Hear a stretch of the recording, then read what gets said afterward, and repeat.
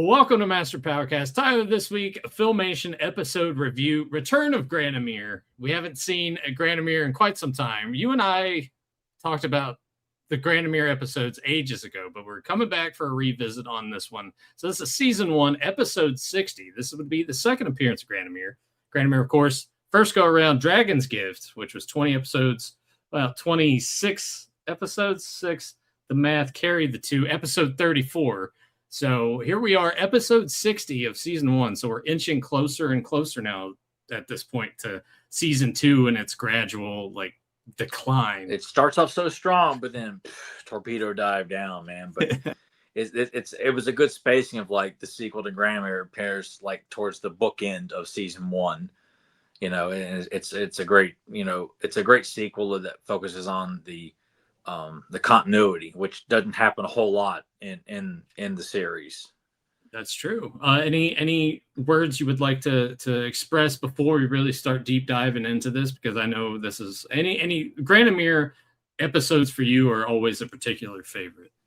I kind of look at it as a trilogy because I'm not a fan of even though the Battle of the Dragons is a great idea. I didn't like how it was executed, and then when he shows up in She-Ra, great idea, just not executed very well either. And they're both J. Michael Straczynski episodes, and maybe he has good ideas, but I just feel like a lot of his episodes are not executed very well. I don't know. I just feel like that seems to be a common thing, and he takes a lot of things that Larry DiTillio did and puts them in his episodes. I'm like, ugh. But so that's why I kind of look at Dragon's Gift as part 1, Return of Granamyr as part 2, and Disappearing Dragons as part 3. In terms of they're all written by Larry too. Yeah. So they're just it's a great trilogy of Granamyr episodes, and this is again, I often felt like this is one of those underappreciated episodes that's not talked about as much. I mean, obviously Dragon's Gift, but this is an unsung sequel to this character and the series. I just feel like it's kind of one of those many under the radar, doesn't get talked about as much. At least I never felt that it did back in the day when people are talking about episodes and celebrating certain things. This is definitely one that just didn't get its flowers, I felt. What is the general consensus, do you feel, about the opinion of this episode? Because I have spoiled myself and read James's review of it in the book. Yeah. I won't spoil it for you at home as of yet, but do you remember when this would be brought up on the boards at all? Any kind of opinion on it? No, not really. Maybe no, because I'm getting from. I was starting to say something that with the same VHS tape. It came with Pawns of the Game Master, and I'm starting to say no. Sometimes things like that would be brought up, but Return of Granamyr, not really. You know, okay. I don't know. I don't know why. And with your revisit of watching this today before we recorded this episode, you actually put in the DVD of the VHS recording, correct? Yeah. Oh, yeah. And just watching in classic VHS with the right panning speed and everything, and nothing's been altered or changed. And it's if anybody's interested, the VHS is volume 6. This awesome cover here with Shadow Wing behind He-Man and Teela. You get the Game Master, and this is the only one of the series that had this different color scheme on the RCA home video boxes. Yellow, yeah, and then kind of vanilla on the sides there. It always stuck out in the shelves because I remember Pippi Longstocking VHS tapes had this same color scheme. So I'm thinking this is Pippi Longstocking. Why does this one not have black and red? And with that, with the spine there where it's saying 88, obviously, of course, that is a rental copy. Does it still have a rental? And I believe I got this from Pete Creek. Yeah, Pete Creek. Yeah. So yeah. That probably has the Showtime, etc. sticker on it, though, right? Let me no. It's got a 91 on. It says a 91 there in the. Right there. What about the silver label right there on the other side? There you go. Oh, yes, Showtime Video. Yeah, Showtime Videos. There we go. Yeah, I love I seeing got this that. for $5, I think. And they were just yeah, we'll sell them to you if you want. Are you shitting me? Yeah, does your horse have a wooden dick? That was the time period where they were really pushing more of trying to have more DVD but they space. Had a fuck ton of VHS. That's the thing, though. The whole VHS. store is VHS. DVDs were a small smidgen up front, and you got all these He-Man and She-Ra and G.I. Joe and Transformers and Fairy Tale Theater and Alligator and all these. I just remember seeing the Alligator VHS, like, Yeah. I love that VHS. That's probably a VHS I just need to buy just for the sake of it. Yeah, you should. And then, well, if that dude's still doing conversions, right? Or no, he's starting to taper down on those. There was something the last time he's told me, he plans to retire at some point, but it's just a matter of getting by there. Like I can't go by there, It's a regular work schedule, so it's a little out of the way. But as we're going through, we'll skim through the intro. I would hope by now everyone knows the intro to. It's always epic as fuck, no matter what episode it is. It never gets old, and still gets me pumped up to see the intro. So here we go: the Return of Granamyr, written by Larry DiTillio, directed by Ernie Schmidt. So we open up here with Adam and Man-at-Arms having a little sparring session. And Man-at-Arms kind of pulls this maneuver on him and was just like, oh, hey, that's pretty clever. And he's like, I'll teach it to you sometime. And I like this part about it a lot because it's something that's, I like anytime there's even just the slightest little thing like this that gets used for effectiveness later on in the episode is a nice little callback to the beginning. It's a nice setup, and plus too, just seeing part of the daily routine of what Prince Adam, Taylor's always busting his balls about training and stuff like that. And this is one of the days we are actually seeing He-Man working on his swordsmanship and Man-at-Arms, like, teaching him new stuff that will come into place later on. It's just fun to see part of the daily routine in the Eternia Palace, Yeah. And this is just like a brief, probably first 30 seconds to a minute in. And one of the few times you actually see He-Man or Prince Adam with a shield. She Demon and Phantos, you actually see him with the more accurate shield in that episode. But this is just like but to have an idea of what He-Man would look like in this series with the shield, in hand, we just never got that. And it's just kind of a nice little, like, what that would have looked like, Yeah. So as he does the move, hey, I'll teach it to you sometime. And so when we get an appearance by the sorceress reaching out, it's like, hey, you're needed. Come to the castle. They both show up. Sorceress is like, I have this message for you, and it's like, oh, who could this be from? Rather it's for He-Man, and I love that setup too. Like, okay, and then you cut to. I love this. It's just a great setup. Like, I think you'll remember in this epic shot of Granamyr shows up, and the idea that Granamyr will, just speak to her directly like that. Yeah, it's a good thing you said the Granamyr, because actually in the UK comic issue 35 episode that I recorded with James, that's actually going to be on the channel a week prior to this one. There's a spot where there's a story with Faker in it, and he's referred to as the Faker. And you saying the Granamyr makes me think of that, but what I told James is that when it's like that, it makes me think of Bret Hart when he would call Goldberg Bill Goldberg in every promo instead of just calling him Goldberg. I was like, that's like the Granamyr. But and like just that pose, it's a very commanding pose for him. Well, just the classics. If you had the classics figure, which at this point you're gonna spend a shitload of money to get either this red version or the PowerCon exclusive green mini comic variant, but just seeing him on the shelf, like in this pose, much like this. Why would you want to depict him any other way than that? Absolutely. And it just commands the shelf up there. But he's basically saying like, hey, I need you to come to Dark Smoke. We need to talk about some stuff. And this moment where Man-at-Arms is like, so that's the dragon that saved me from Skeletor's evil spell. He's something like playing that up like this. It's just where again, this is what makes it such a great sequel, is playing up that Man-at-Arms gets to participate in the story with the guy that helped him out. And because he wants to tag along so he can thank him personally for saving him. So he says that. Sorceress is like, yeah, all right. And then we get our transformation sequence. Tyler's getting pumped up. Damn right, dude.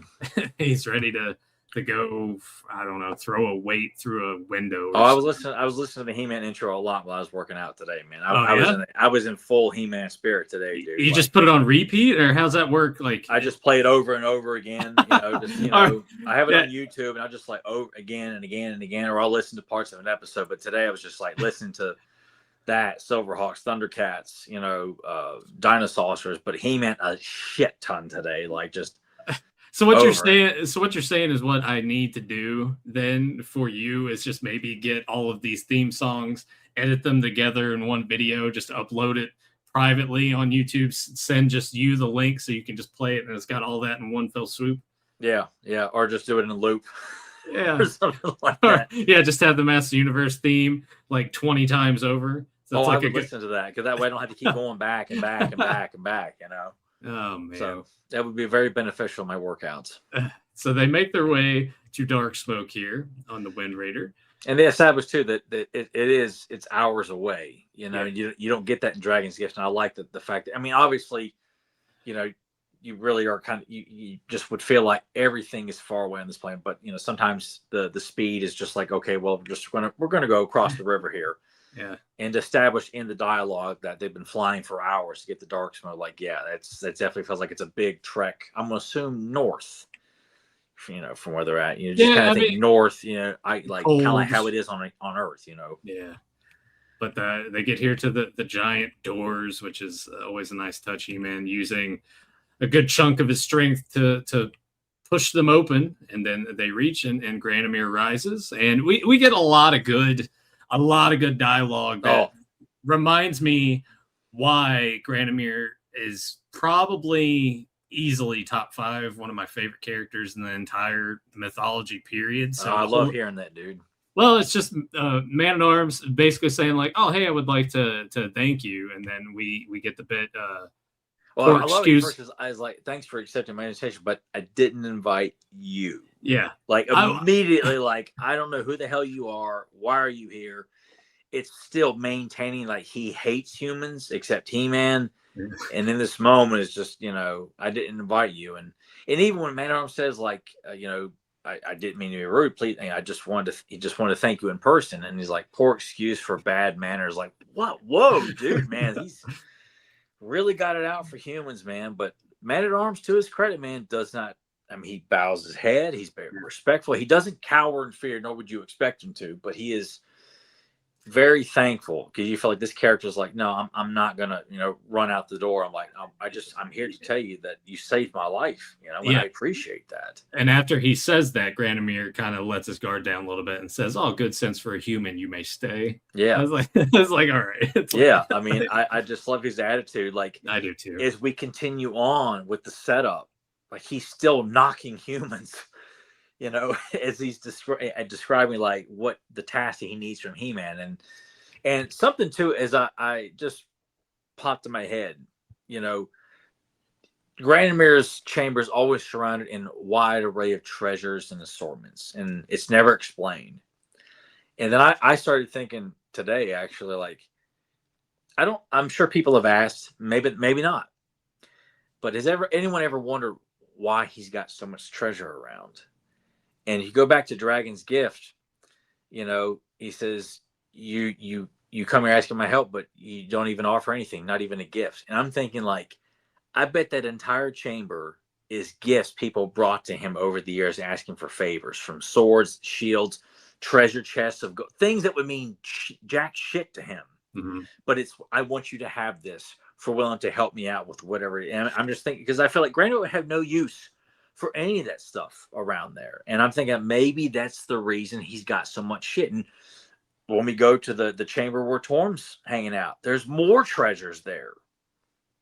Do you think there's ever a bit too that it's okay, you've brought me this, I'll do this favor for you, but since he has such a disdain for humans, period, practically until he meets He-Man, do you think there's any bit of him that like has killed any of these people at all? Or do you think he just does it and it's like, all right, get out of here? I imagine, unless they were very ugly and disrespectful to the point where, like, when he's reached his boiling point, and they either refused to leave because they felt like, this dragon's done so much for him and him and him and him, They take his kindness for granted. I'd like to think that all he had to do is lean down and just stare at them, and they'd shit their pants and get the fuck out of there. You know. But here, Granamyr takes He-Man, Man-at-Arms. Now we're going to be introduced to Torm, and kind of get the whole basis of why they are there to begin with. So Torm shows up, and it turns out that he's in love, and even everyone's kind of bewildered by the whole thing. Granamyr can't understand it.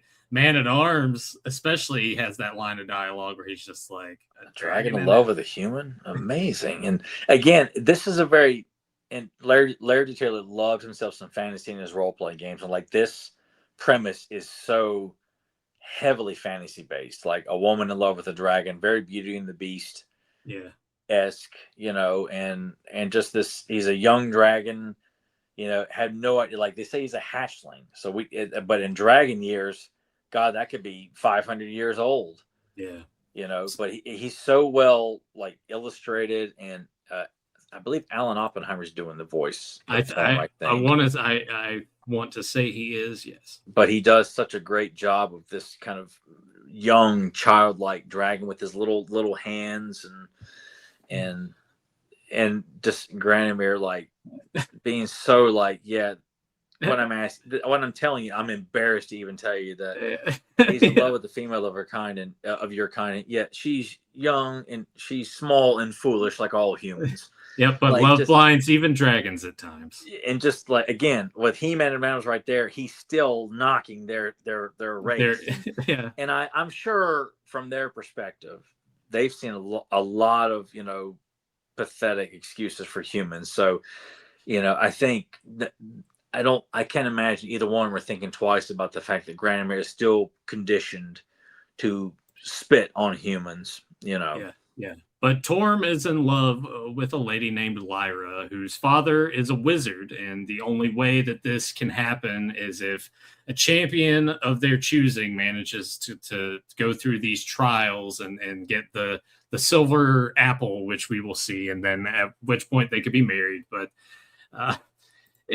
there's another one of my other favorite lines. He will live not thousands of years, but only the pitiful few of a human. Like, it just again, just not taking. It takes every opportunity to knock humans. And the shot of Torm, like just kind of like he's such a cute looking character. Like, you know, it's so easy to buy into this little dragon is in love with this princess, and it's a great idea.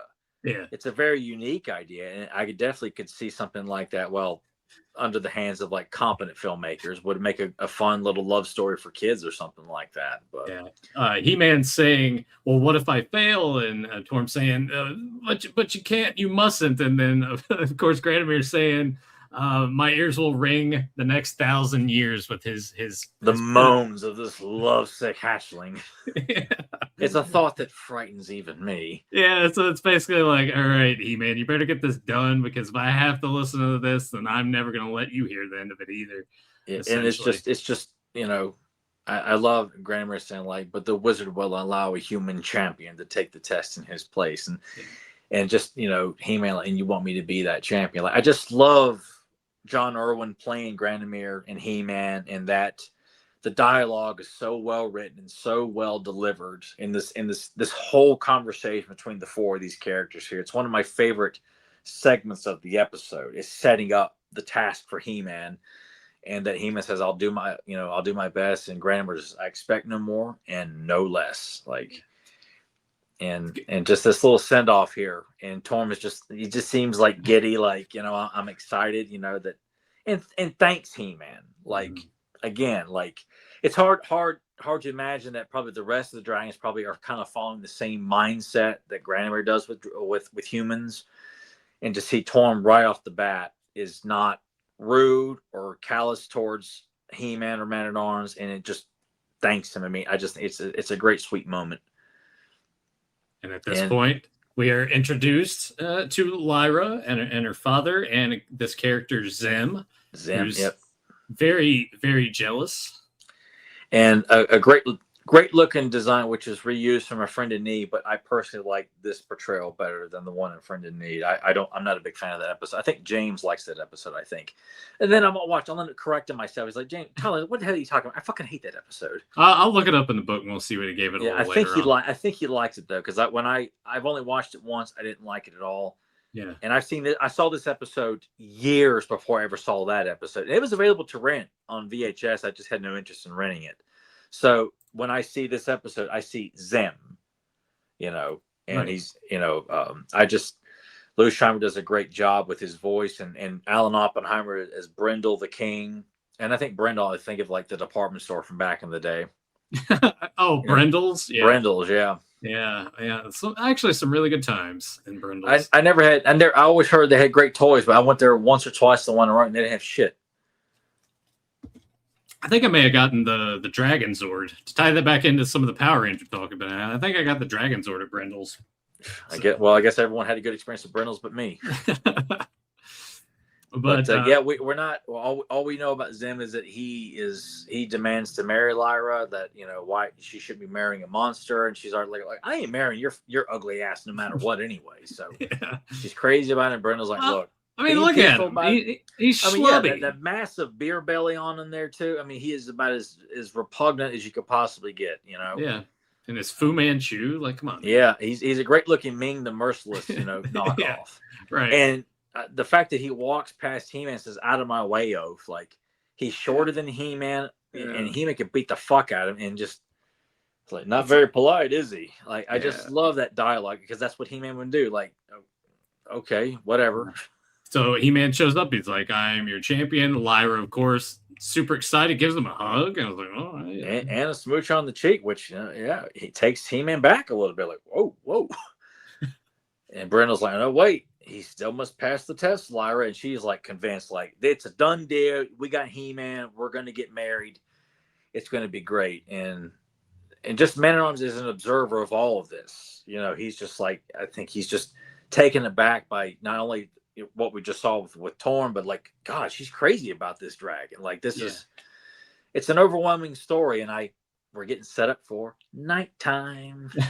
One thing before we get there that I really want to point out that I enjoy, much like any other episodes of other cartoons, I love the fact that we're veering away from your typical battle against Skeletor. Absolutely. It's just something else, an entire new set of characters, another adventure that doesn't require anyone else. I mean, other than Man-at-Arms being here for the sense that kind of like ties everything together with the previous episode with Granamyr, it's like, all right, Man-at-Arms, you could have done without him potentially as well. But he makes for a good observer. Yeah. For someone who, like, if you have not seen this, like, he's kind of there to be the audience's viewpoint. He-Man's already been exposed to this environment before.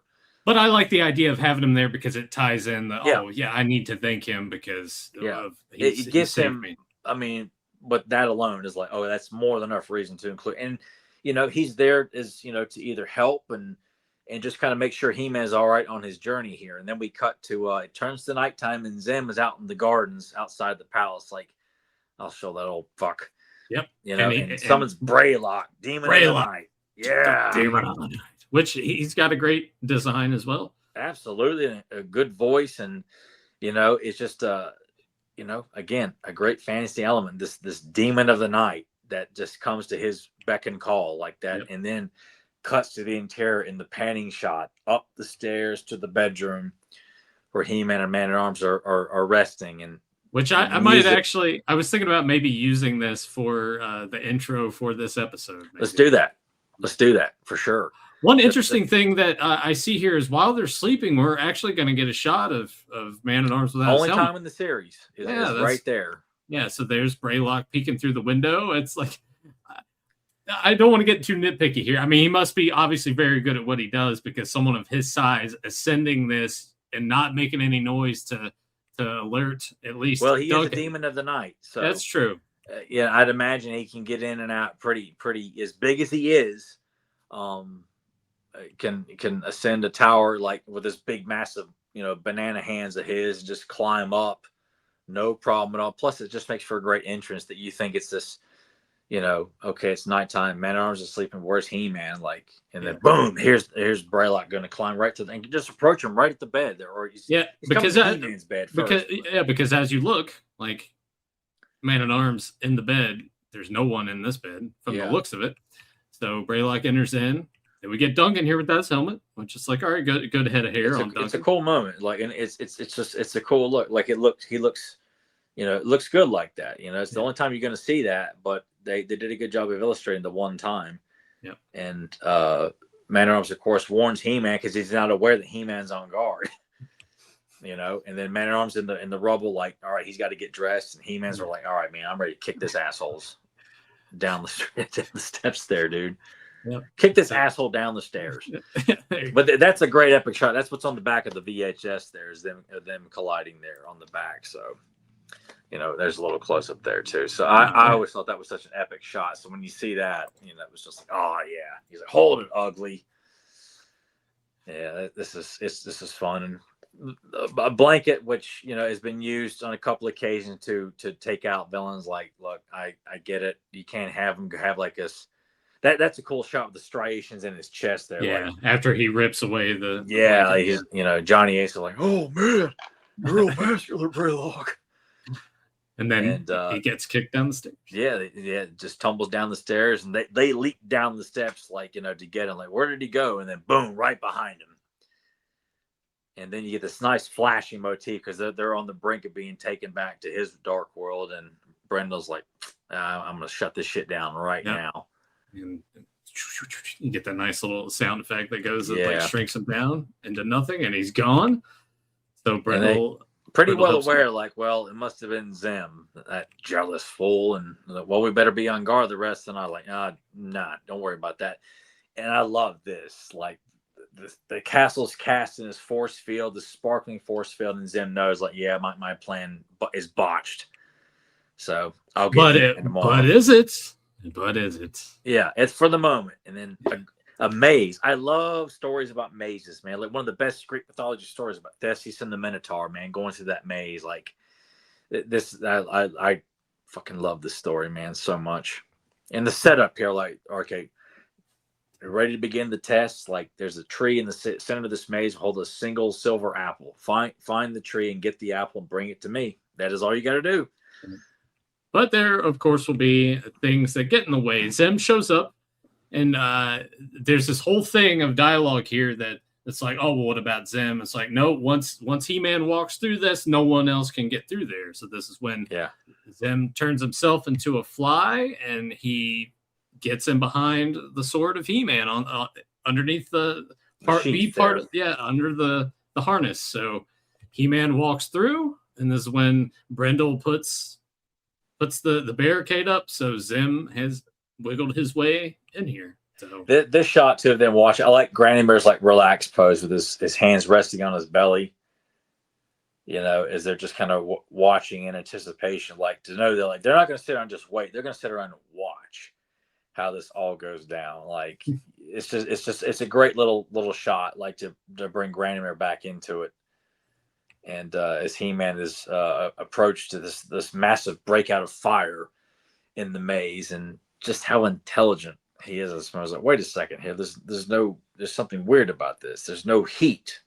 Yeah, we were talking about that on the UK issues, that in some of the stories, how when they would be written, that the writer preferred brains over brawn. So sometimes a lot in the stories you get it to more where it's kind of a situation like this where he's thinking everything through instead of just using his abilities or his strength. So he's noticing, oh, hey, this stuff's not catching on fire. It must be fake.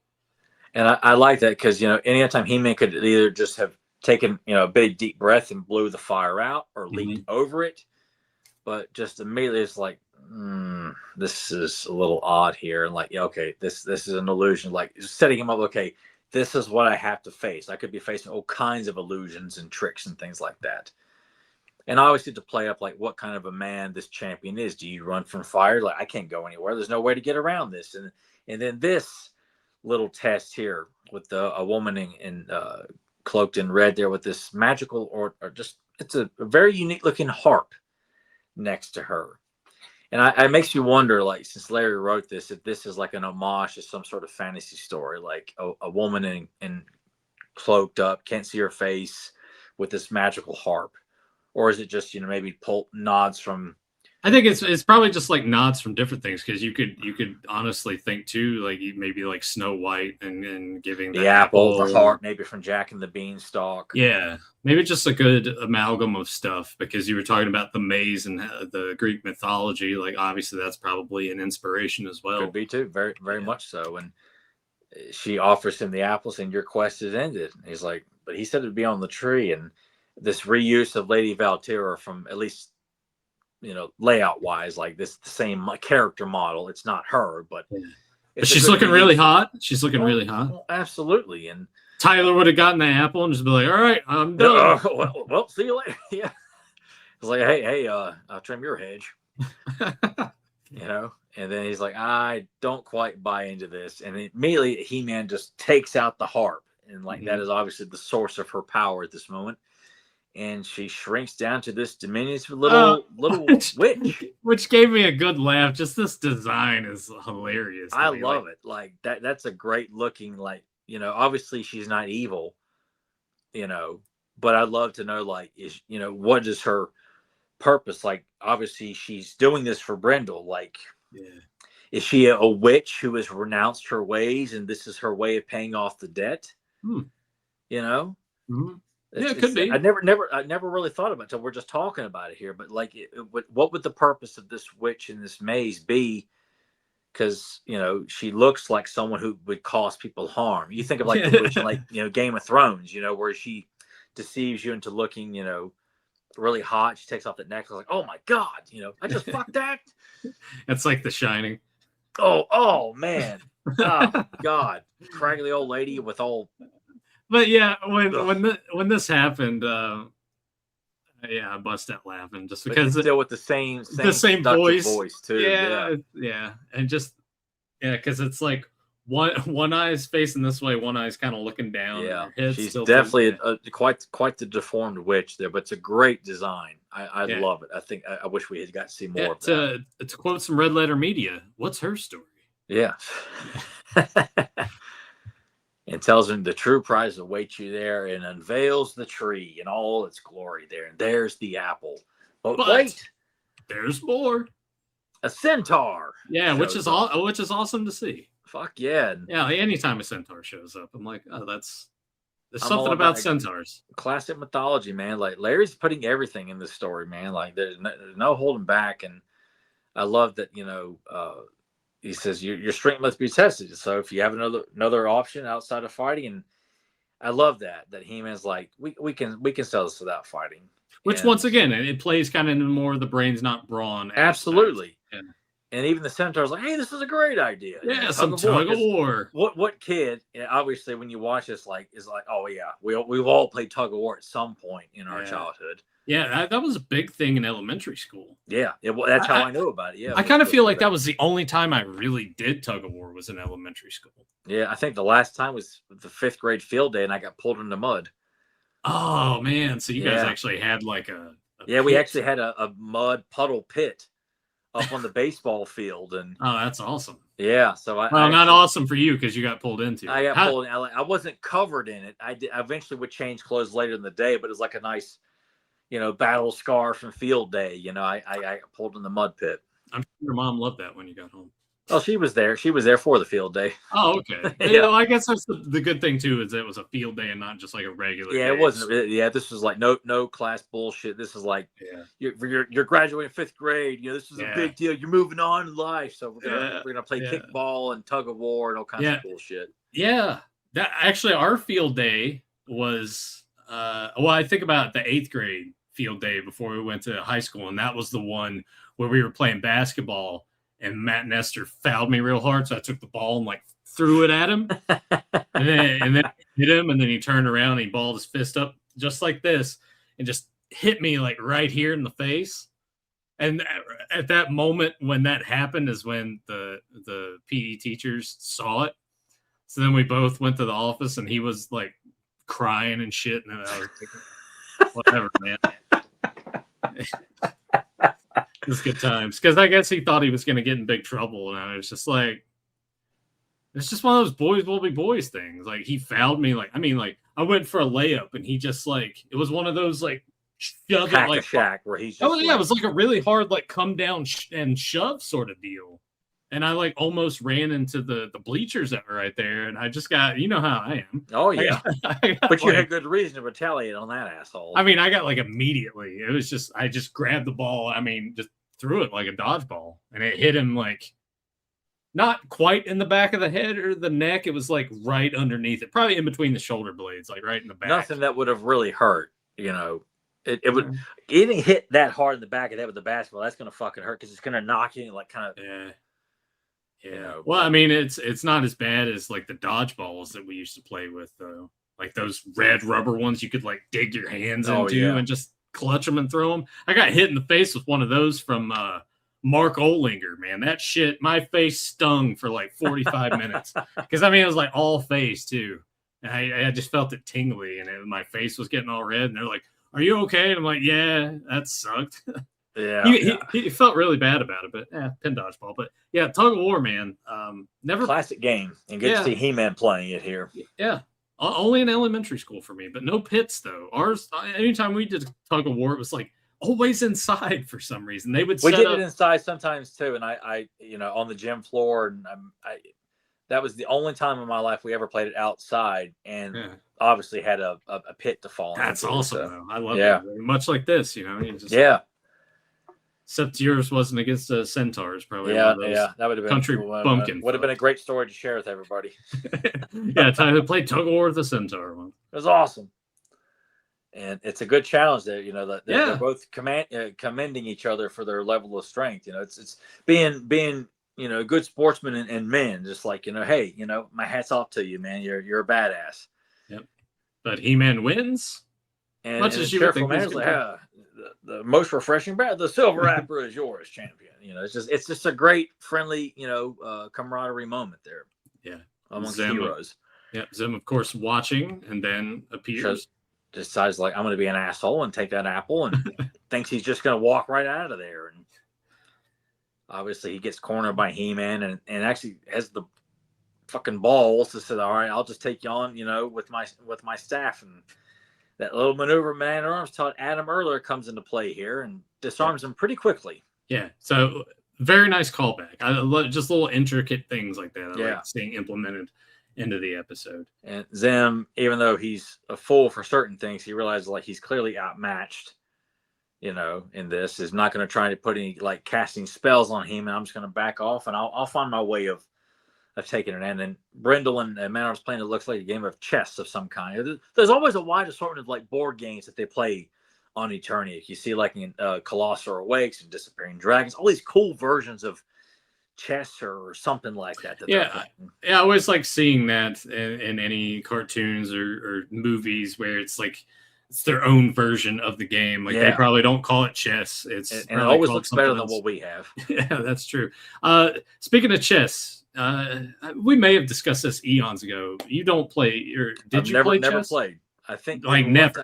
I could play chess on Mortal Kombat Deception, okay. Which is not really chess. Mm-mm. But I think I attempted to play it once in 5th grade and didn't know what the fuck I was doing. And oh man, it's always been kind of intriguing. But again, you should really learn how to play it. I enjoy playing chess. I haven't played it in a while, but there's on the Clubhouse games that I play Yahtzee with Emily all the time. I think we've played that. They call it Yacht Dice on there because Yahtzee is obviously trademarked. Oh yeah. I think we've played that game in particular like 800 sometimes over the years. But it's got chess on there. We've only played it a handful of times. But yeah, I really like playing chess. It's a lot of fun. I guess I need someone to sit down and show it to me. So like, if we ever get the opportunity, I'd be more than happy for you to sit there, like hey, you know what? I'll ass like we're playing Halo or something like that. I'll go get a chessboard and we'll meet up and we'll go to like a park. Like we play in the park. Yeah, that'd be awesome. Yeah, it'll be like how you've seen in various movies. What was it? Independence Day. Independence Day. Yeah, because it's like Goldblum shows up and like well, his dad from Taxi's playing chess. Yeah. Well, we'll do that. I mean, if you really want to learn how to play chess, I'll show you how to play. I mean, no one's ever like said, "Hey, I'm going to teach you." And it's never been presented. Yeah, Josh taught me how to play chess because he was actually part of the chess team. Who was that now? Josh. Oh, Josh did. Okay. Yeah, he was on the chess team in elementary school, so I would like hang out after school when he would have like the chess club deal, and that's how I learned how to play. I guess technically I was kind of a part of the chess club in fifth grade. You were a groupie. Yeah, I was a groupie. I was just always intrigued by it. But yeah, we'll play some chess sometime. But they all turn around and look. Oh, we get another little quick commercial break. Yeah, after He-Man's claim victory, and then they're heading back to Dark Smoke, and Zim's like, "All right, well, I'm not finished with this. Like they're all gonna fail here." Yeah. Then we get the He-Man transition to Dark Smoke, and Granamyr has let everyone know, "All right, you've done well. Now I got to begin the great spell of changing." And then this cool panning shot of this mysterious Darkland here, and this pyramid out in the middle of nowhere. Yeah, it's really yeah. Very atmospheric, man. Just very kick-ass. And Zim shows up, and it's like, all right, this is exactly what I'm looking for, and cast a spell to unleash Shadow Wing. Yeah. Which this is a great, like, this unfolding of the wings, and then like his head stretching up is like, oh, that's the only nitpick I have with this episode is I wish he was colored black, because this is the same color scheme of all the dragons used except for like in Battle of the Dragons where they're all colored red. Yeah. If they had just like, I love the use of the same dragon, but if they colored like the outside skin, not the scale center, but the outside, like black skin, or a different color, okay, even though he's animated differently and animated beautifully. I just wish they'd given him a different color scheme to signify Shadow Wing, like that name. Like the way he's drawn and everything is, it's fucking epic. The color scheme is like, it's the same as all the other dragons, though. That's the only nitpick I have in. That's a good point. Black and gray would have been a good way to go with it. Absolutely. Yeah, it would. I just think of how Maleficent looked at the end of Sleeping Beauty.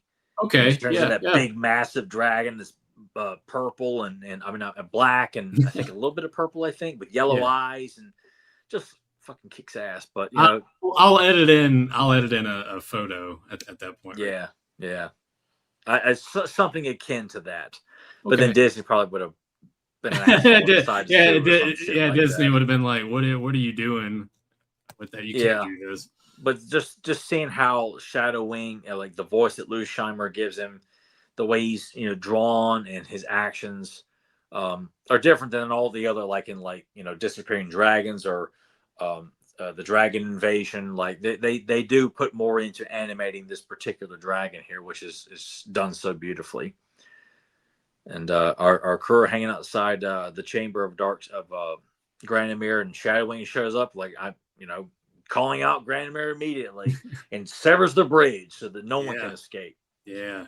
And Torm's going to be a man in front of his bride to be, and it was fun to watch him kind of stand up. Yeah, like he's not hesitating. Like this is my day. My wife's in danger. Like fuck this guy. Yep, doesn't cower at all, but he freezes Brindle, crystallizes him a little because Brindle's about to use some magic. Yep.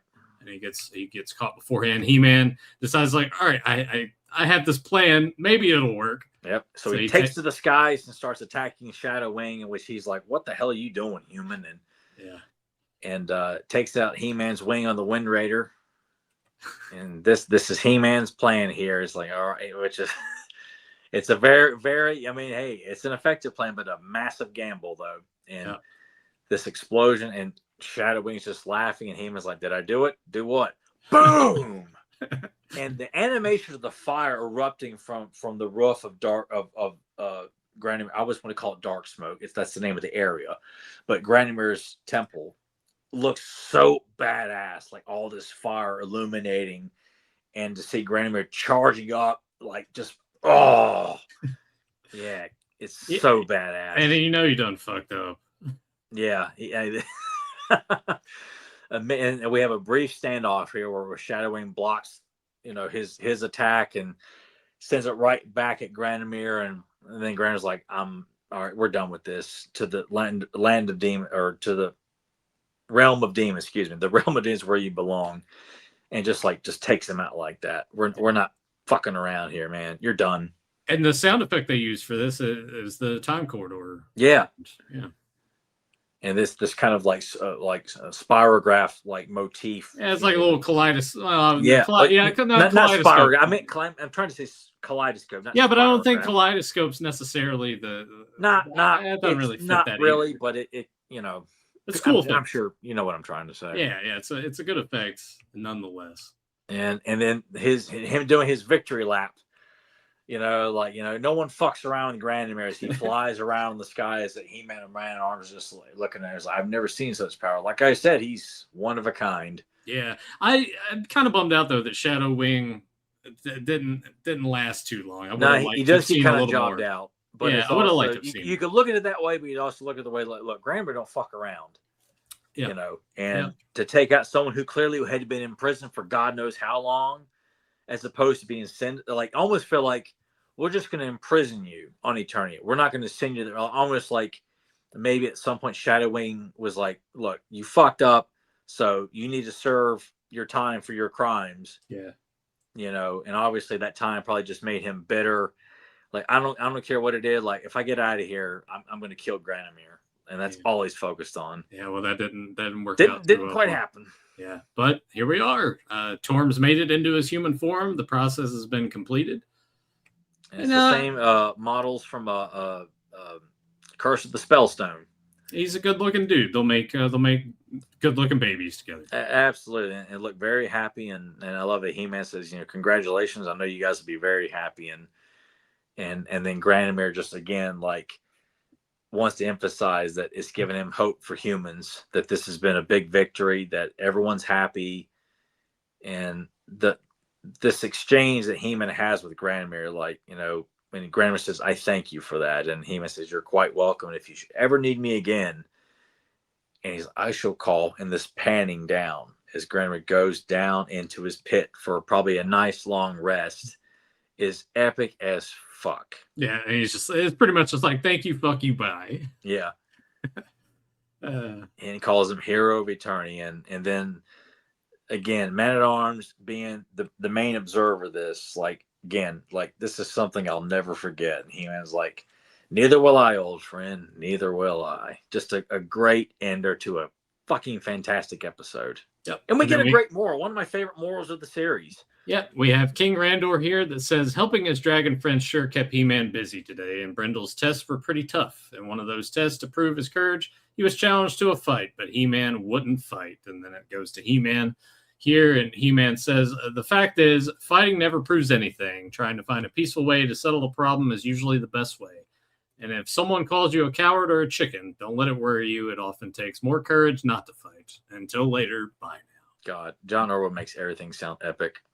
Yeah. It just, I love his delivery of that. I've never forgotten that moral. That's probably might be in my top 3 morals. And two of them are Larry DiTilio stories. So. But that was a Return of Granamyr, Tyler. Out of 10, what would you give it? I give it a 9. I give it a 9 as well. Yeah. I take a point off just because Shadow Wing being jobbed out a little bit there. Like, there's so much, a little bit more you could have done with that. And granted, this it's an ambitious episode. They're cramming in. It's a lot of shit for 21 minutes. Yeah, and you got the trials inside the maze too, along with Zim and Brindle, the Braylock, Demon of the Night. Like, a lot of shit's packed in here, but it's done in a timely fashion to where, unfortunately, not all the villains can get, the most successful amount of screen time, but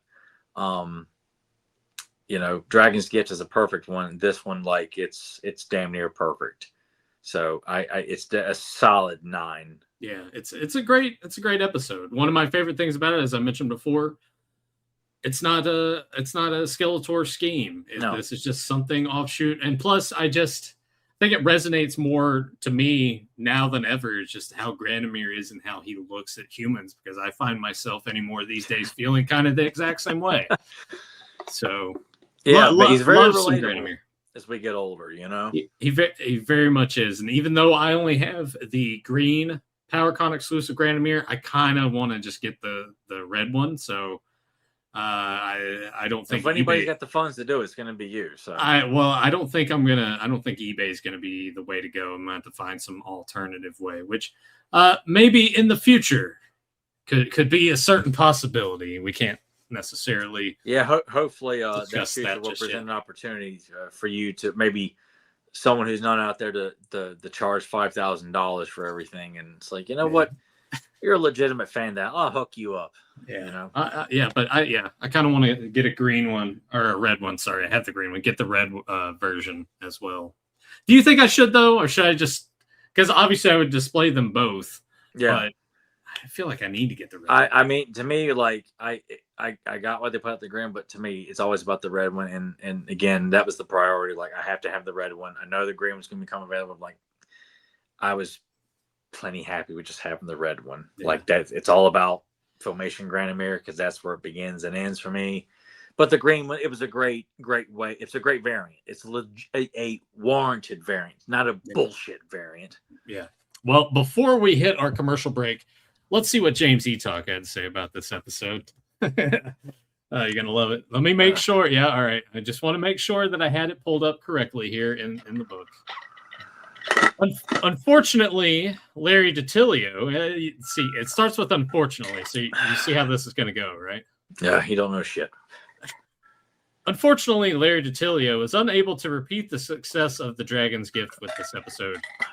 There are numerous entertaining factors throughout the script: the love story, the jealous admirer, the quest through the maze, and a revenge story tagged on to the very end. The downside in that this episode suffers from an average guest cast. While Brendel is an interesting character, the villain of the piece, Zim, is barely even worth mentioning. This story's greatest creation, Shadowwing, is thrown in at the last minute and feels nothing more than an afterthought. The saving grace of this episode is the direction and the all too brief scenes with Granamyr.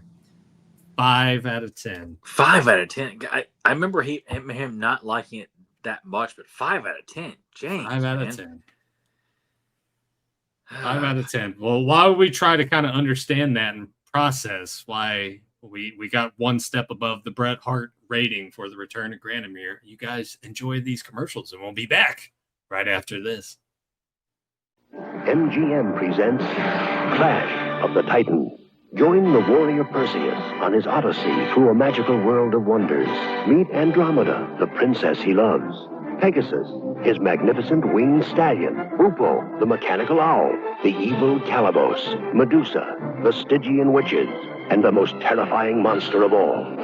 Clash of the Titans. Rated PG. Experience the Starts Friday at a theater near you. Sega challenges you with the ultimate video games. Games that'll blow you away. Like Alex Kidd in Miracle World. And coming soon, Monopoly. Knockout games like Rocky. Gangster Town. Shift into more excitement with the arcade hit Outrun. Only on the Sega system. Sega, the challenge will always be. Mattel Books presents the story of She-Ra, Princess of Power. She's lovely as a flower, but this princess has a secret power. When Catra comes near her, her lips overflow and she screams, Princess of Power. The fate of the world in the hands of one beautiful girl. Princess of Power. Princess of Power Adventure Books, available wherever Mattel toys are sold. And we're back. Man, I'm still reeling from James giving a 5 out of 10 for Return of Granamyr, which I mean, you know, you can't like them all, right? But 5 seems way too low. Maybe like I agree. 7. But I know he's also big fans of episodes. I'm like, you know. Yeah. Then there's some that we both like, you know, we really agree on, you know, without a doubt. So we're just gonna have those. Like, I think Damn Well the Demon's a great episode. He thinks it's utter horse shit. I mean, it's fun watching the two of you kind of banter about putting up your respective loves for certain episodes that the other one dislikes. It's always fun. It would be kind of fun to have like some sort of like a ranking. Like we pick like our top 5 or top 10. Like, what would be James's top 10? What are mine? And just like, you picked that in your top 10? Are you out of your fucking mind? Something like that would be fun to do, like a ranking with him of like the best episodes. Yeah. As opposed to that shitty DVD that we got where everyone's just. It kind of seemed like everybody was disappointed with that release. Yeah, but the thing was, people voted. So obviously there was a group of people like that was what was like, oh God, like. But it kind of turned out that a good chunk of it was just more of episode. It's I was just more pissed that Quest for He-Man was on there. Because even though the episode starts off very strong, it's just Gleedle and Plundor, which I've softened my hate towards that character as I got older, but I just thought, like, in my mind, I'm thinking, like, why isn't Dragon's Gift on here? Fuck, why isn't Evelyn's Plot, Disappearing Dragons, fucking House Shakoti is not on this list? That's a two-parter too. I mean, I know, but I mean, Diamond Ray I was happy with because I voted for Teela's Quest I was happy with, and Evil Seed I was happy with. But I think the other two was because it was top 5 in season 1, top 5 in season 2, and of course none of my season 2 episodes made the cut. if I remember correctly. How did that pan out? Was that just you're going to the org message boards and they post the episodes that are going to make the cut? And you're like, no. I was like, fuck. I'm going to buy it anyway, though. I have to support this at brand. That point, that was the only time He-Man was going to be on DVD. Didn't know if it was going to be a success or not, so I have to buy this and hopefully show my support. At least a couple of the ones I like are on this, and that's kind of in a shit way. That's a good way to do that. It's like, oh, we're going to put this out. We're going to put it out to the people who are like, if you want full box sets, you need to buy this. So it drums up sales. It's like, yeah, it's a shit tactic, but it was a worked. Big fucking deal, man, to actually think, oh my God, like, you're going to put He-Man on DVD? Like, yeah. I mean, that was the only way to watch it was the VHS bootlegs that I bought and the video store pickups. So, and to think, here we are, 2026, and that is one of those shows that hasn't made it to Blu-ray yet. No, well, at least not here in the States. At least not here. Which, maybe soon. I've heard some things, but maybe to coincide with that piece of shit movie, starring the legendary Jared Leto. We were talking, He-Man. James and I were talking about that last week on the UK Comic 35 issue. I said, isn't it strange that this movie's supposed to come out in June this year, and here we are January, and there's no trailer or nothing yet? Does that not seem fishy to anybody else? That doesn't shock me at all. While people are sitting there, of course, what little publicity is out there about it, it's nothing grand. You may come across the bullshit YouTube you're saying.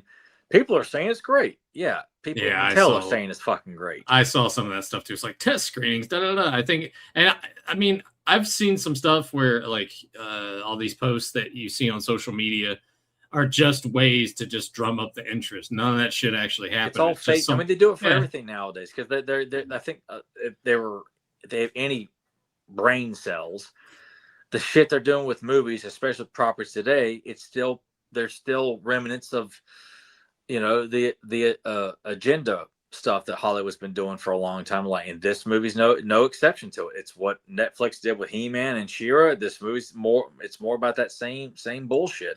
Which I find ironic that if there's any soul out there, and I'm sure there are some who are, what's the word?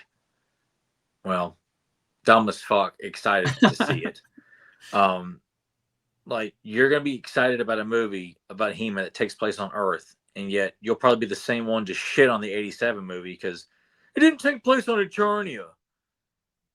Like, I find it kind of ironic that that's one of the things that has followed that movie around for decades, that everyone wants to copy when everyone else is saying it's shit on it because it doesn't take place on Eternia. And yet this movie is a comedy, and Prince Adam's wearing a pink fucking button-up shirt, lost on Earth, and has to get his power sword in. They got to come get him. Like, what the fuck? And you people are thinking like this is going to be a great He-Man movie? Yeah.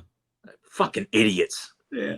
All of them. Anyway, Tyler, I've noticed in your collection right there, if you look on the left of your screen to Tyler's right, there's what used to be Castle Grayskull, and you can see the remnants over there to your left on our right viewing screen.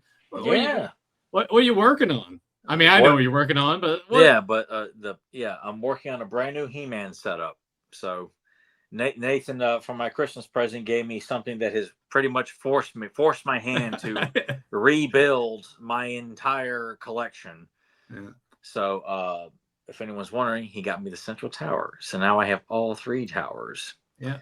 So, but to display them properly, I have to have table space for that. And the only way to do that is to take these things down to set it on, which means I have to get brand new shelves. So I put together one today. I was ready to pull my fucking hair out trying to get it done. Because this stuff's like, I might as well be trying to do it in a foreign language, because I'm like, I'm all thumbs when it comes to this kind of stuff. He really is, because I told him stupidly. I probably shouldn't have even mentioned, because as you see behind me, I've put in plenty of 5-shelf bookshelves together, especially the same exact brand that Tyler has. And I was like, dude, by now I can put these things together anywhere between 10 to 20 minutes. And it took him like 2 hours. Yeah. And he painstakingly took all those little nails. They give you like fucking a million. 48 nails. 48, and he nailed them to put the backing on these things. I was like, dude, man, you just put one in each corner and then put like a few and space them out just to make sure that it keeps the backing on. He put all of them on there. Yeah, because I'm like, I just figured I did not want this thing. I think I'm done, and then the thing just fucking collapses on me, you know?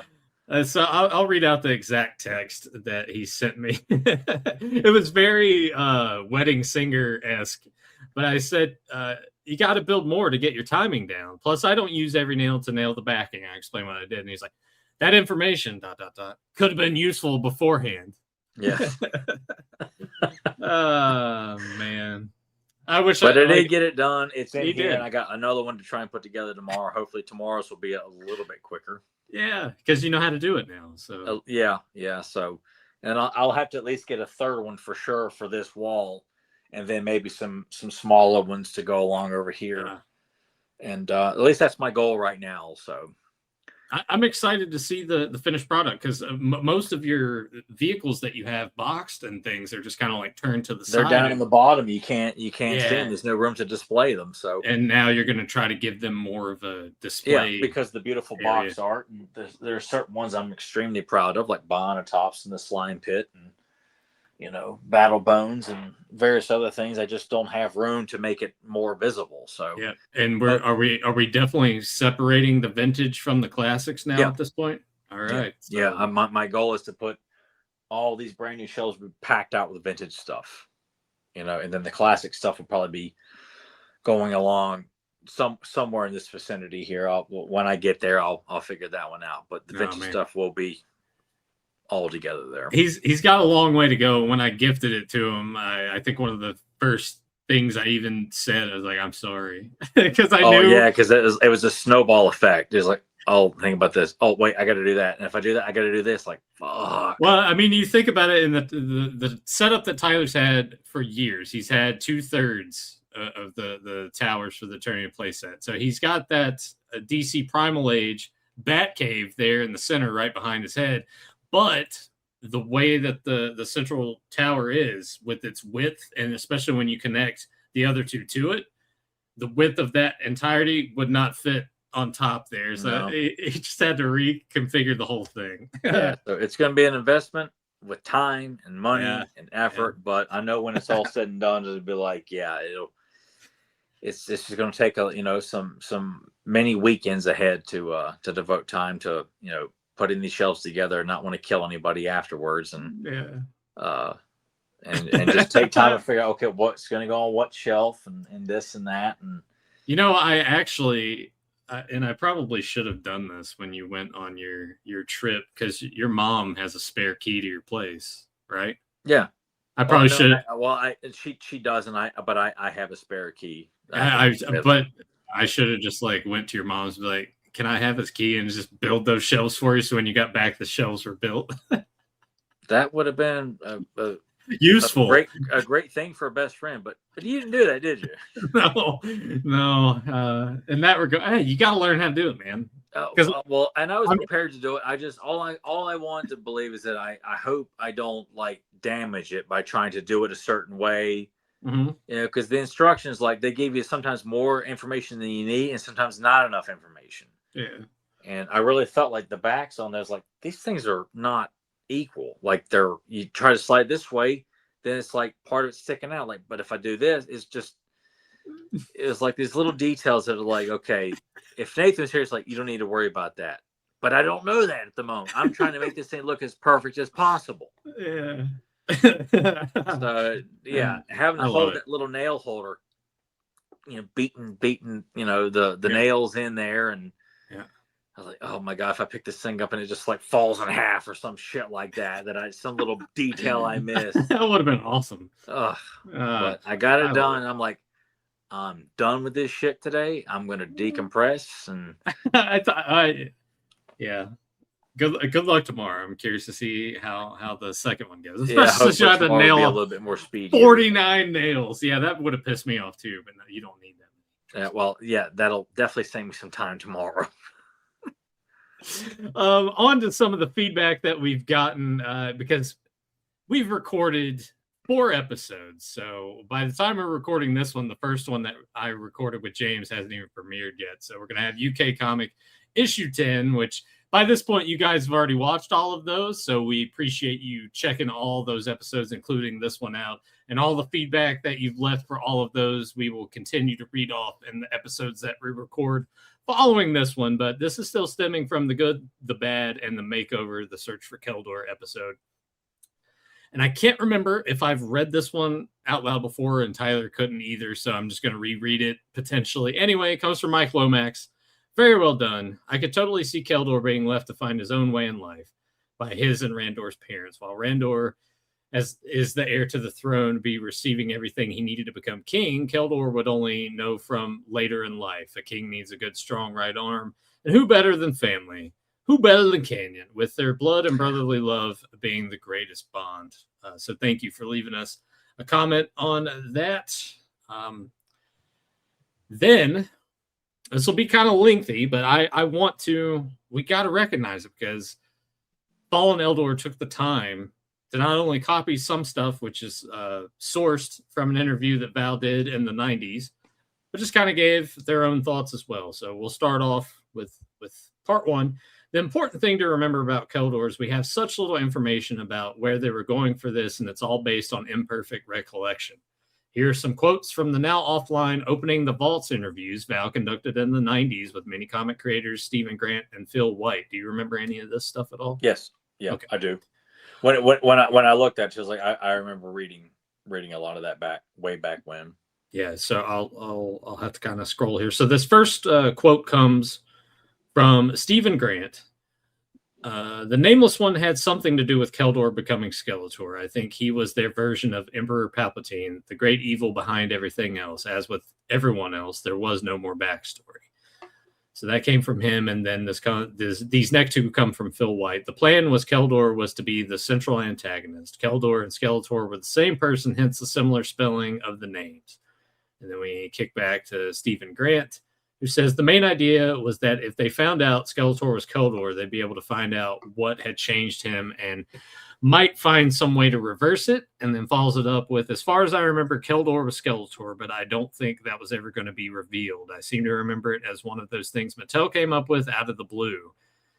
Keldor, slur Keldor, and you end up with Skeletor. His backstory wasn't really worked out. Some sort of evil cosmic energies altered him. I think they were going for a Darth Vader thing, but it was a tack on. So how do you feel about all that stuff? Fucking hate it.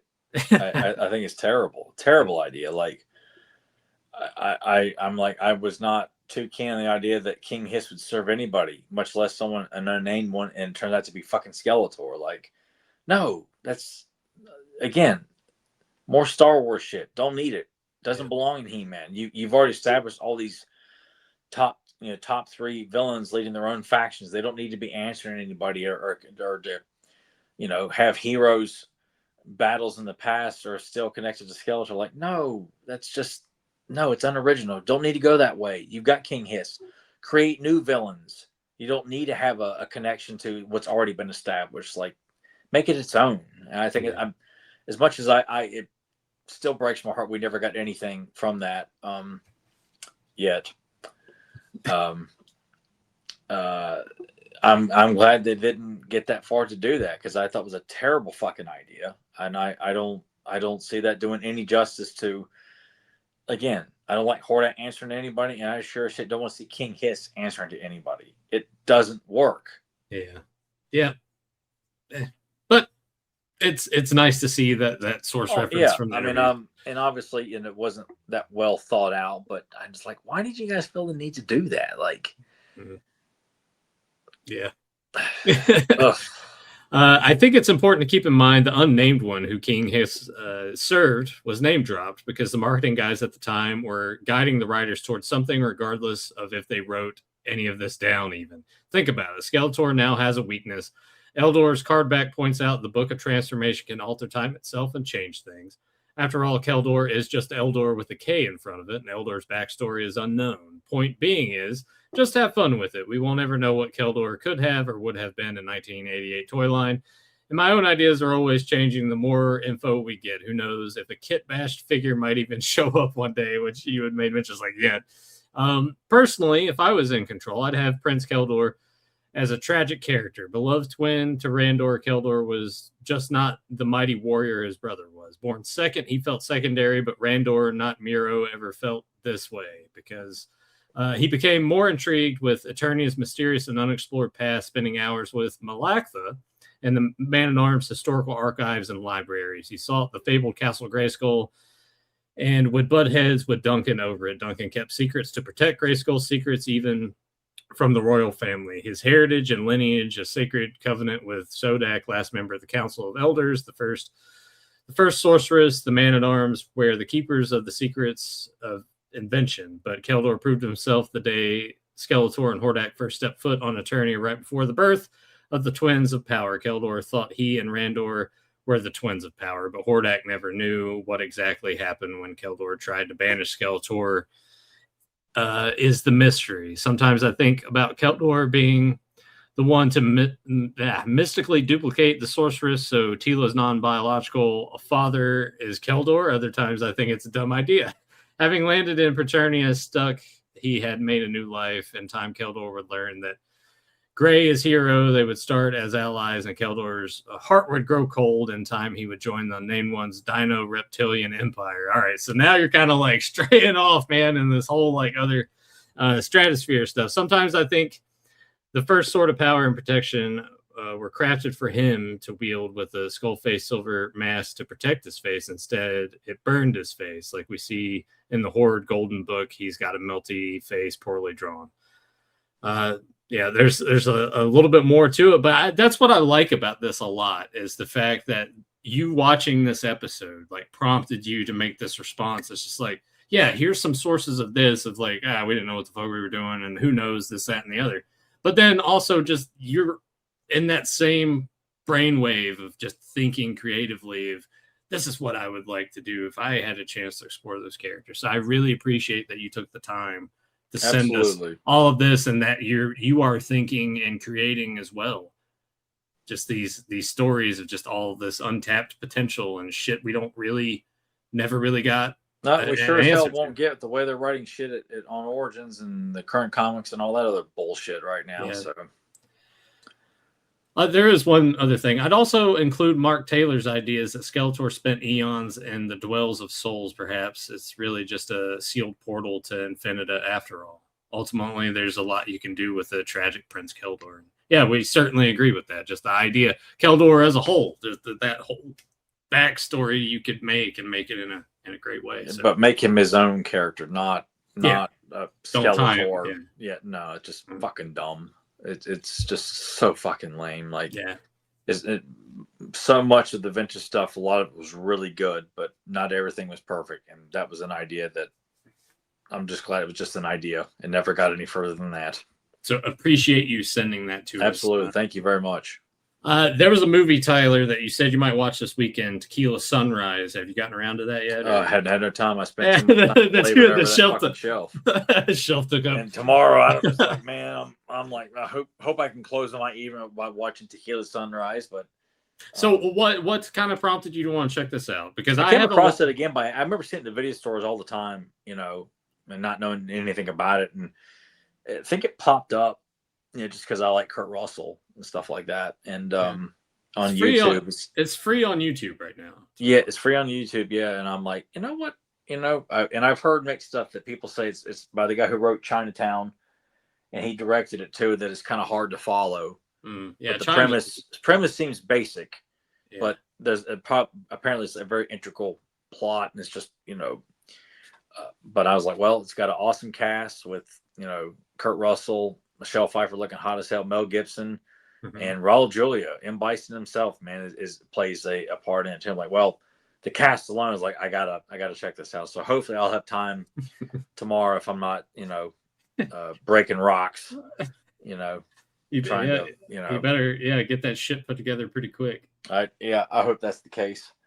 So that's how I plan at least close that part of the day by checking that out. But other than that, just been watching He-Man cartoons and not much else right now with work and my regular stuff that I do. So I watched revisited Hot Fuzz last night. Okay, cool. Haven't seen that in a while. Still just as enjoyable. Still got some funny. It's not like gut bustingly laugh out loud funny, but I love the humor in it.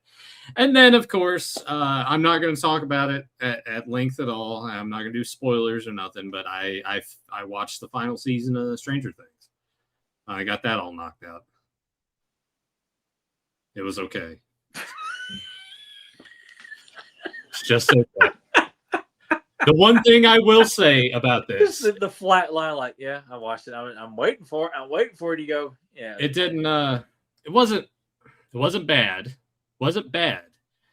I don't know if anyone else has touched on this because I haven't watched any reviews, and it seems very eerily timed that I had read something a few months back that Netflix looks at viewers as people that are just putting shit on to have for background noise, so they're not really paying much attention to what they're watching.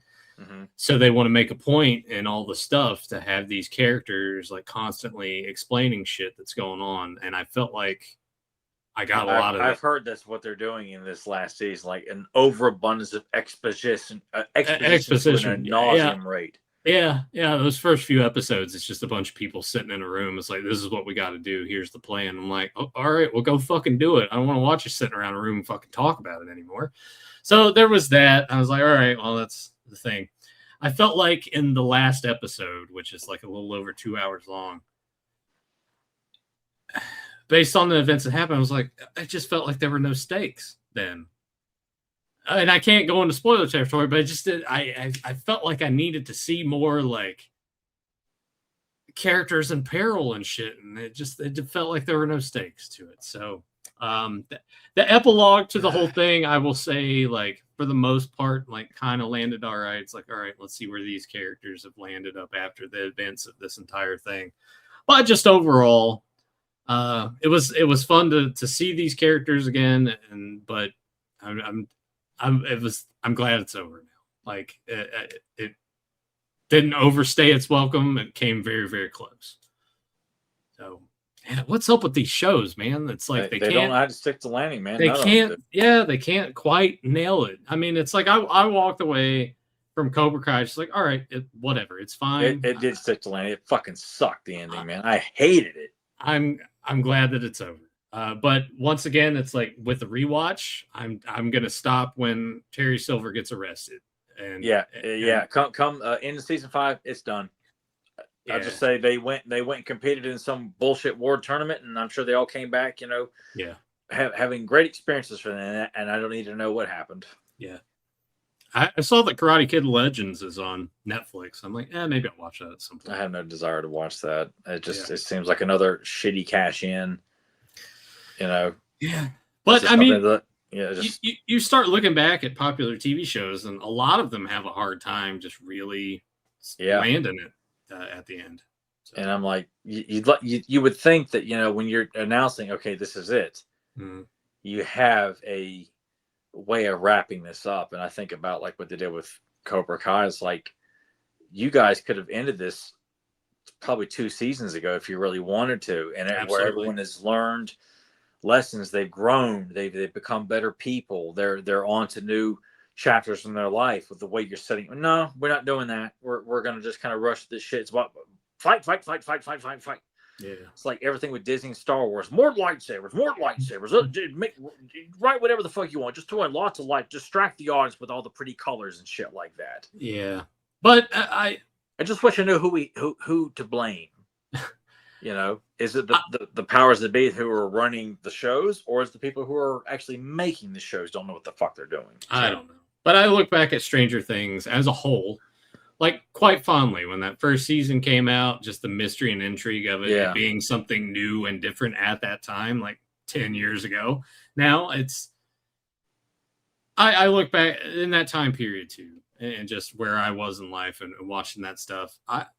I'll look back on it fondly, but I will say that me personally, I didn't think that final season really kind of lived up to everything for the most part that got to that point. And a lot of my viewing habit with that was just sad to say this, but it's like, all right, I want to watch it just to get it over with, because there's always so much time in between the seasons, and that didn't work to its favor either. Yeah, I would lose interest. It's like a new season would come out. With me, by the time season 3 came, I was like, I don't give a fuck.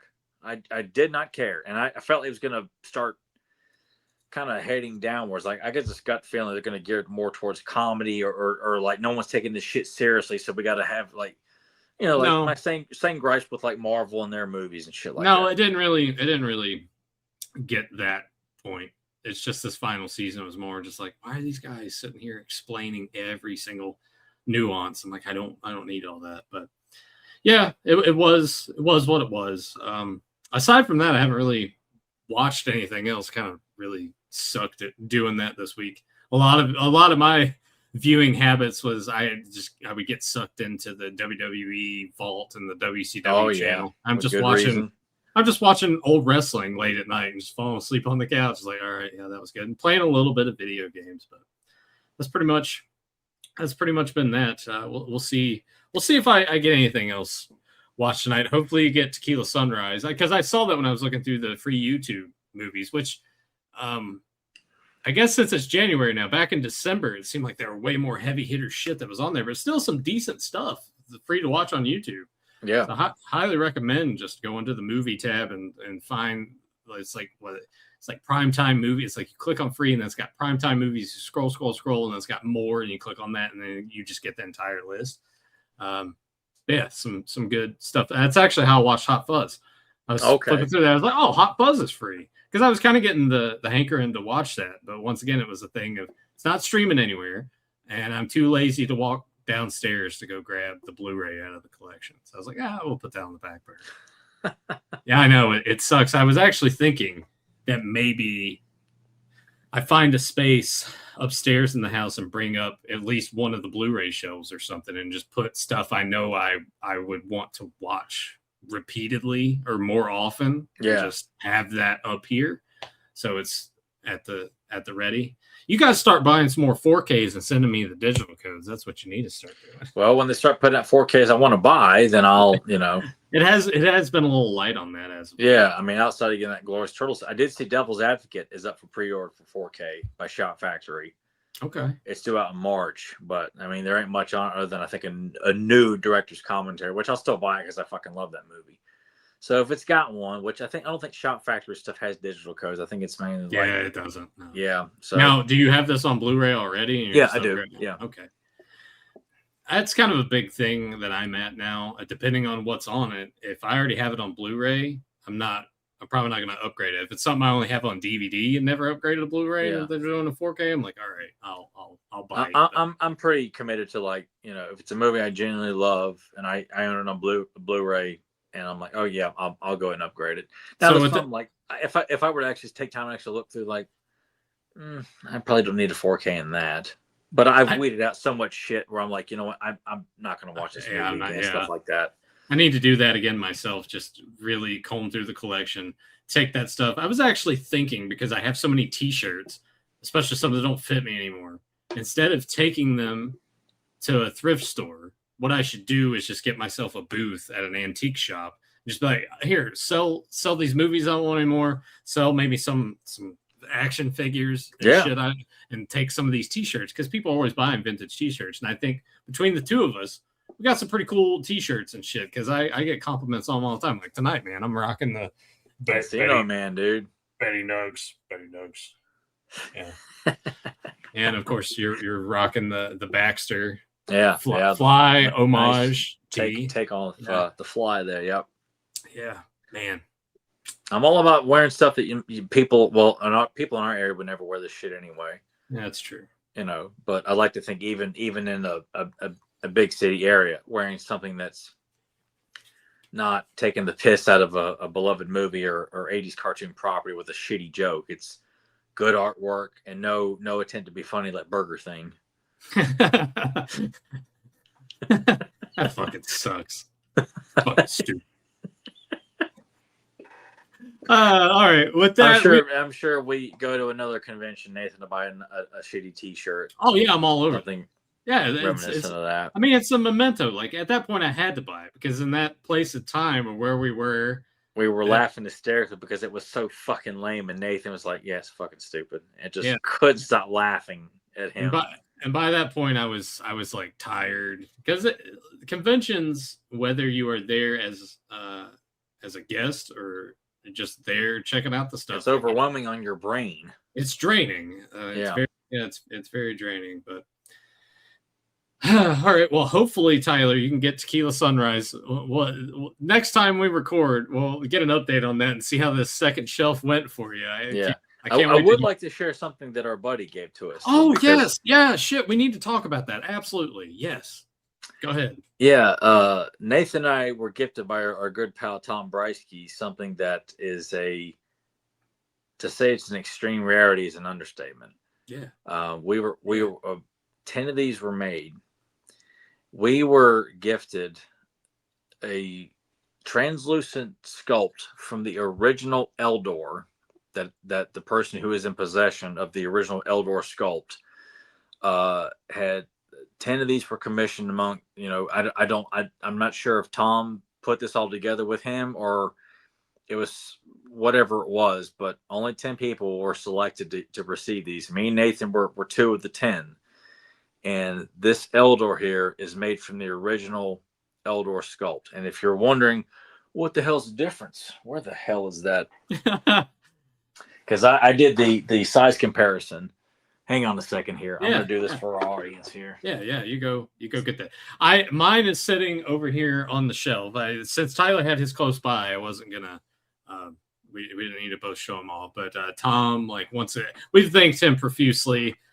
Since I got mine well before Tyler got his. So much so that there was concern that maybe Tyler's was lost in the mail. But I'm glad that. Well, I kind of feel like it probably was because, man, when Tom's telling me it showed up, I'm like, if you're saying it was delivered a week ago, nothing has shown up. Yeah, that's so weird. Heck? Oh, here it is. All right. So if people are wondering, well, Super 7 put one out. Well, that wasn't made from the original sculpt. And you can see the size-wise here that the Super 7 one is drastically bigger. Mm-hmm. And this is more in scale with, the vintage line there. There's no so you can turn the palms on this thing right here. These are just like a traditional He-Man figure. The arms move, waist twists, and the legs. But there's no articulation in the hands like this one. Like I said, it's a lot bigger. I think it was based on, I think a 3D design or something like that, or what they were kind of going by in the catalog. So, and was also given a translucent cane for the character. So, me and Nathan, to say the least, we can't wait to hug Tom Breisky in person and thank him again for this because, like I said, 10 people were given this very rare oddity. And so, Tom, when you watch this, man, love you, bud, for thinking of us and doing something that is just words can't describe, man, to own this piece of history, man. It's beautiful. It's fucking beautiful, man. God, it's amazing. Yeah, it's amazing. There's something about translucent plastic, man. Always. Well, and unlike some of the cheap looking shit that Super 7 would put out with all their bullshit gimmicks, this is made from the real deal here, people. Yeah, that's even though I love this when it came out, and Hero looks fantastic too. But when you see the comparison, you're like, this came from the real deal, man. This is what we were supposed to get. So, and with this nice little card here that was put together, a nice little description of the significance of this. Yep. So the spirit of Eldor. Yeah. So yeah, it's a wonderful Christmas gift to me and Nathan. So Tom, thank you with all my heart, man. And I had no idea that any of this was showing up. Like I get a package in the mail. I'm like, well, okay, it's Tom's address. What the hell is this? I'm looking at the box size. I'm like, well, it can't be like a shitty movie on Blu-ray or something. What is this? And I open it up and I read the card, and it's that the gravitas of it. It's just like only 10 of these were commissioned, and you and I were 2 of the 10. So it's pretty fucking special, man. Like, it's fucking cool. I'm glad you remembered to do that, because I was totally spacing. Oh no! I was waiting for the right moment. I was just like, okay, we're forgetting wrap this. I can't wrap it up right now. Oh, good. I'm glad that you did. Yeah, because I was gonna space on. And also send us this nice little new burst iron on, which I'm like, I'm not good at doing that. So I hope I can find a way of getting this done. Because look, you just got the one. I don't want to fuck it up. Yeah, so yeah. I have to go to like a t-shirt shop in Myrtle Beach and have them do it for me. You're gonna drive? Yeah, I'll drive the full 10 hours. Took back 5 up and 5 back. Hey, I don't want to buy any risque. Can you just put this on a t-shirt for me? No, I could. No, my mom's got a heat press for shirts. Oh well, I got to talk to Teresa. I mean, yeah, she because when I get patches, and sometimes I'll put patches on like a zip up hoodie that I have. Like, yeah, she's got that, and it puts it on there. Well, I need to get me like a nice soft black shirt, and I would love for her to do that for me. Okay, all right. Well, we'll make it happen. Yeah. Well, I hope everyone enjoyed us returning to the return of Granamyr. I hope all of you at home look at it more than 5 out of 10, like James. We're going to talk to him about this. Yeah, he got to raise it. He must have been fucking drunk when he wrote that. Yeah, or just like high on chocolates. It must have been Christmas time when he wrote that review. But I hope everyone enjoyed our revisit of Return of Granamyr. Like this episode, leave a comment down below. Make sure you subscribe. And until later, let the power return. The 2 men hit the bullseye may stay, or can stay. The rest of you gentlemen can bugger off. I definitely would know this. Sounds really, really, really familiar, but now much like all this line would give it away, but I have to say the whole line. Are you sure? No. Are you sure? It would. Yeah. That's him. The old man is Loxley. Really? Looks like Mark Twain. Robin Hood, Prince of Thieves. No. Men in Tights. Robin. It's like, really? Looks like Men in Tights. Just say, what was it, Alan Rickman? yeah, it was. Man, I haven't. God, Men in Tights. I have not watched. Oh man, I long time. I love that movie. There's a couple of moments where I'm like, it's fucking lame, but I'd say 95% of the movie is fucking brilliant. I need to watch it again. Yeah. So many good moments in that movie. Yeah. Prince of Thieves. Yeah. I'm trying to picture what scene that would have been. Because there's no archery contest in Prince of Thieves, but to picture because the sheriff talking to Prince John. So I'm guessing Michael Wincott is telling Alan Rickman, that's him. The old man is Loxley, with that gravelly voice. Yeah, there you go. It would make it work. And Alan Rickman's, I'm gonna cut him out with a spoon. See, boom, done. I'll do my one-man show, Robin Hood, Prince of Thieves, with Michael Wincott and Alan Rickman. Yeah, you should. Much like episodes of Master Universe that you could just quote. Yeah, I do like Michael Wincott from Alien Wrestling. She is severely fuckable, isn't she? He was in a lot of shit in the 90s. He was, man, and yet not a star. Yeah, he never really got his flowers. No, man, and I don't know why, man. And I feel like anyone who knows movies and you bring up Michael, I would be a betting man, $50. That they're gonna say, oh my god, I loved him in The Crow, or I loved him in Robin Hood, or I loved him in Count of Monte Cristo, or 1492, Conquest of Paradise, whatever the case may be. Like, You know, like Alien Resurrection, yeah, fucking sucked, but he was good in it. Yeah. Only he gets killed off. What the fuck? Only 67. So he was fairly young back then. I'm sure he's still acting. Probably just, you know, stuff that where it's not, you know, more mainstream stuff. Might be like, you know, BBC, you know, Pride and Prejudice bullshit. And Alien Resurrection's piece of shit. God, and I went and saw that like 2 or 3 times in theaters. Well, I mean, because the whole thing is just like, oh, an alien movie. I get. Well, that's what it was. It's the only alien movie I got to see in theaters, and that wasn't Alien versus Predator. I mean, Michael Woodcock was in the 1997 classic Metro with Eddie Murphy. I remember it came out the same week as the re-release of Star Wars. And I remember feeling I wonder what did better at the box office that weekend. He hasn't acted in anything since Jordan Peele's Nope in 2022. Well, let's see if he's done any TV stuff. Well, still, it's fairly recent. Yeah, fairly recent. 2017 was the last time he did something on TV. So, oh man, he was in that shitty 2017 Ghost in the Shell live action version. That movie sucked. Was it Charlize Theron playing in that? No, was Scarlett Johansson. Scarlett Johansson. Yeah. Man, fuck.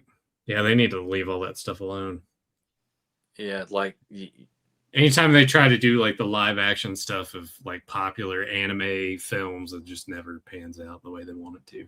Yeah, I think of like Charlize Theron did Aeon Flux. And... Yeah. Well, I mean, to begin with, I was never really into Aeon Flux, even when it was on the liquid television. There was that. There was the Max. And, you know, and there was another show with the guy with the big ass brain. Yeah. I forgot what it was called. Yeah, the Head. Oh, the Head. Yeah. So those came along with like Beavis and Butthead. There were even trading cards. You could get MTV cartoon trading cards. I remember buying this just for Beavis and Butthead trading cards. Yeah, I liked the Head. The Max was pretty cool too. But Aeon Flux, other than like, I would just watch it when I was just like, that was really weird. I think because it looked too weird to me, I was like, I didn't give a fuck about it. Yeah, like, even though the Max like had an interesting design, I never sat down and watched a single episode of that or the Head. It was strictly all out Beavis and Butthead. I couldn't get enough of it. But still, what a great time to just have all these original cartoons on air. Yeah, MTV, man, they were branching out. I mean, obviously music videos, but TV series and, you know, doing cartoons that were pretty popular. Mm-hmm. You know, they left an impression. Obviously, Beavis and Butthead was the champion of all of them. But but just to have those weird, oddball, gritty that would come on late at night. And then you add on like a few years after that, you get Spawn on HBO, which is fucking fantastic. Oh my god, yeah. We'll never get. You know that, and those McFarlane pops up, you know, every once in a blue moon. It's going to happen. I saw a thing actually where Jamie Foxx is like, "Yep, we're getting there," and I'm like, how long has it been now? Like, and I get it. I guess it's different too because isn't Todd wanting to just sort of do the whole thing, like fund it and all that shit, like on his own accord and not go through the studios? At this point too, like, you know, Spawn, you know. Yeah, would it make a great movie, like done right? Fuck yeah, it would. Yeah, it could. But people are not going to want to invest when they feel like, especially right now, where superhero movies are not doing that great. They're not the appeal that they were. And Doomsday's not looking. It's going to be one big fucking cameo fest for 3 fucking hours. Yeah, you know, and I don't. People will go for the novelty, and the general audience will be coming all over themselves over it, but. I don't expect comic book fans and fans of the actual better Marvel films are going to think it's very good. I think it's going to be just a big clump of shit with cameos. Yeah, we'll see how all that stuff shakes out. But I hope everyone we need a Spawn, a rated R Spawn to kind of kick it in the balls and say, you know what, you can do. Did you see that Arrow put out that Spawn on 4K? I did, and I'm like, in another time I would have been all over that, but now I'm like. I think if it was cheap enough, I would be almost tempted. I guess I haven't looked at the special features. I didn't look at because I'm like the movie fucking sucks. Even though there's certain parts that look really good and Leguizamo is good as the clown, Michael J. White is good as Spawn. It's just shitty dialogue and shitty script and before we bounce out, Before we bounce out of here, let's see what the special features are. Blu-ray.com gives the extras a 5 out of 5. So let's see what we have. Critics commentary is a newly recorded and features Dave Baxter. Fuck that. Why? They do that a lot. They're doing that a lot more. Random people who are supposed fans or historians. Like, who the fuck are you? I never know who they are. I mean, that it would be as dumb as and pointless as if these companies are like, oh, hey, do you guys want to record a commentary for this? I mean, we'd be more than happy to, but people would get this disc and be like, fuck about, yeah, who wants to listen to that shit, right? Yeah. Filmmakers commentary is an archival piece from '98. It has Todd McFarlane, Mark A.Z. DePay, Clint Goldman, and Steve Williams. Hell's Perfect Son. Yeah. Hell's Perfect Son is a new interview with Michael Jai White. And that's like 16 minutes long. 16 minutes? Yeah. Spawn Support, another 16-minute feature. Features new interviews with Melinda Clark and D.B. Sweeney. The Devil's in the Details, which is 20 minutes long. New interview with animatronic creature and special makeup effects artist Howard Berger and Greg Nicotero. Okay, yeah. An uncredited Melinda Clark is also featured. The Devil's Music is 10 minutes long. It's a new interview with music supervisor Happy Walters, which the soundtrack rules. So, oh god, yeah, soundtrack kicked all kinds of ass. Yeah, how that goes. Order Out of Chaos is a new interview with editor Michael New. Todd McFarlane chapter and verse is almost 20 minutes. Archival feature from '98. The Making of Spawn is another archival behind the scenes featurette, which is 22 minutes long. Spawn, the animated movie preview, theatrical trailer, scene to storyboard comparisons, original Todd McFarlane sketches, Spawn concept sketch gallery. So looking at that, it's like, yeah, I don't think the bonus feature is really going to put it around for me to want to pick that up. But it is only $25, so that's not bad. But I have no desire to watch it though. Like, yeah, with the interview with Michael Jai White's only 16 minutes. Like, fuck, dude. Like, I need give us a comprehensive documentary of like what the pre-production, production, and then the release of the movie, like why it failed, what could have been done better, what stopped it from doing a hard R. All those little details would have been nice to hear. Like, that's what I'm all about. Like, even if the movie like fucking sucks, I know that people are making it like that's not their intention. You get the higher ups who are controlling the fucking money and all that shit. Decide, no, we're gonna cash it right now. I want to get the 5-year-olds in, see this movie about the devil. That kind of shit. And the fact, like, Martin Sheen not interviewed at all too, like, which I can't imagine. Granted, with his track record of work, man, he's not.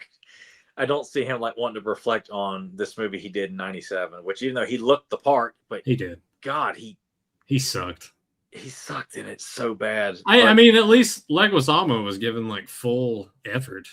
Yeah, and he could have been even more like raunchy given the green light because he was good as Spawn.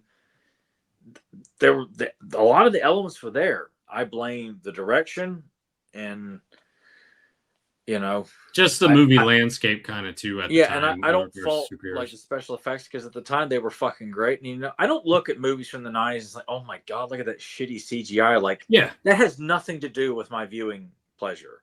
It's more about like, oh my god, the acting or where they're going with this, or you're like, god, this is such a bad story right now. Like, I don't look at CGI and just turn my nose up at it like it's a pile of shit. Yeah, especially in that time when they're really trying to figure shit out. It's like now you can look at it and be like, what's the fucking excuse? Oh, when they're saying they're spending billions of dollars on a fucking Marvel movie, like, okay, then why is everything look so fucking fake? Yeah. Yeah. But watch Spawn the animated series. Definitely check that out. There's where you need to devote your time to. Yeah, fuck yeah.